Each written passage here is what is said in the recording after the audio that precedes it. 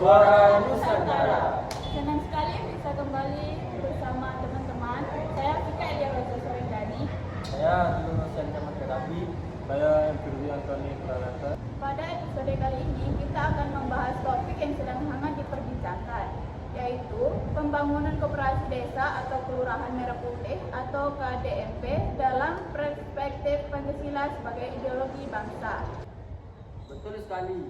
Banyak orang yang mungkin sudah mendengar istilah koperasi merah putih, tetapi belum memahami mengapa program ini dianggap penting dan apa kaitannya dengan nilai-nilai Pancasila. Nah, hari ini kita akan mengulasnya secara santai, tetapi tetap berdasarkan konsep akademik. Jadi simak sampai selesai ya. Pertama-tama, apa sebenarnya koperasi desa atau kelurahan merah putih? KDMP merupakan koperasi yang dibentuk tingkat desa atau kelurahan sebagai wadah kegiatan ekonomi masyarakat. Tujuannya adalah memperkuat ekonomi lokal melalui usaha bersama sehingga masyarakat tidak hanya menjadi konsumen, tetapi juga menjadi pelaku utama pembangunan ekonomi. Terus, menurut Anda, arti koperasi ini menjadi pusat aktivitas ekonomi masyarakat? Benar, misalnya mengelola hasil perikanan, pertanian, perikanan, dan perdagangan, penyediaan sembako, simpan, pinjam, hingga pemasaran produk UMKM. Semua dikelola secara bersama demi kesejahteraan anggota. Menarik sekali. Jadi konsepnya bukan mencari keuntungan sebesar-besarnya untuk individu, tetapi meningkatkan kesejahteraan seluruh anggota. Sekarang kita masuk ke pembahasan inti. Mengapa pembangunan KDMP dikaitkan dengan Pancasila? Karena Pancasila merupakan ideologi bahasa Indonesia. Semua kebijakan pembangunan, termasuk pembangunan ekonomi, seharusnya mencerminkan nilai-nilai Pancasila. Jadi ekonomi Indonesia bukan ekonomi liberal yang hanya mengejar keuntungan.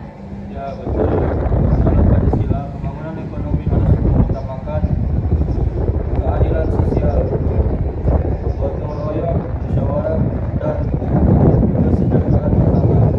Nilai-nilai tersebut sangat sesuai dengan prinsip koperasi. Mari kita bahas satu persatu, mulai dari sila pertama. Pembangunan yang Maha Esa mengajarkan bahwa setiap aktivitas ekonomi harus dijalankan dengan kejujuran, tanggung jawab, dan moral yang baik. Pengurus koperasi harus amanah dengan mengelola dana anggota. Artinya keberhasilan koperasi tidak hanya diukur dari keuntungan, tetapi juga dari integritas para pengelolanya. Sila kedua mengajarkan penghormatan terhadap martabat manusia. Dalam koperasi, setiap anggota memiliki hak yang sama tanpa membedakan suku, agama, gender maupun status ekonomi. Ini berarti koperasi menjadi sarana pemerataan kesempatan ekonomi bagi seluruh masyarakat. Terus bagaimana dengan sila? Persatuan Indonesia tercermin melalui semangat gotong royong. Masyarakat bekerjasama mengembangkan potensi desa tanpa mementingkan kepentingan pribadi. Kalau ekonomi desa maju, tentu dampaknya juga akan memperkuat perekonomian nasional.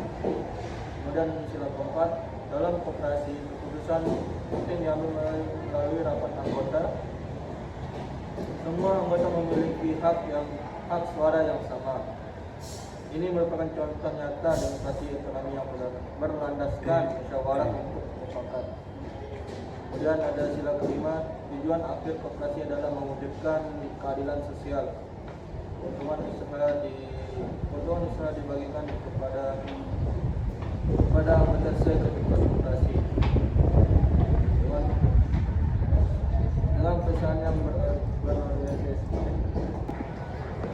Menurut Anda, apa manfaat nyata dari pembangunan KDMP? Ada banyak manfaat.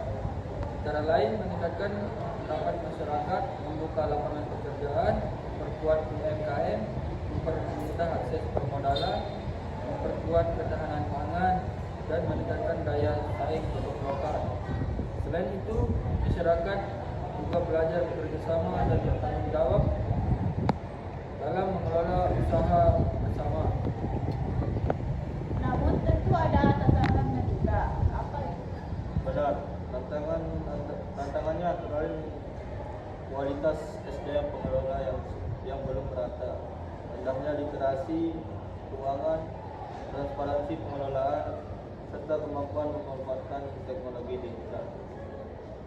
Karena itu diperlukan pelatihan, pendampingan, dan pengawasan agar koperasi dapat berkembang secara profesional.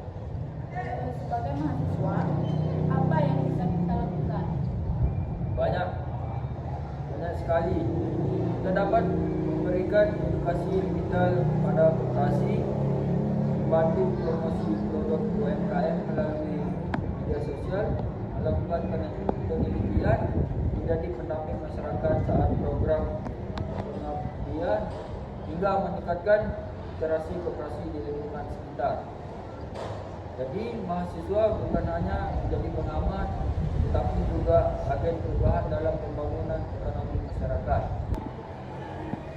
Dari pembahasan hari ini dapat kita simpulkan bahwa pembangunan koperasi desa atau kelurahan Merah Putih merupakan implementasi nyata nilai-nilai Pancasila sebagai ideologi bangsa. Melalui semangat gotong royong, musyawarah, persatuan, kejujuran, dan keadilan sosial menjadi instrumen penting dalam membangun ekonomi yang berpihak kepada rakyat. Keberhasilan program ini membutuhkan kolaborasi pemerintah, masyarakat, akademisi, dunia usaha, dan generasi muda. Bahwa pembangunan koperasi Merah Putih dapat membantu memperkuat ekonomi desa dan meningkatkan kesejahteraan masyarakat dan mewujudkan suasana Indonesia yang adil, makmur dan berkeadilan, makmur dan sejahtera sesuai dengan nilai Pancasila.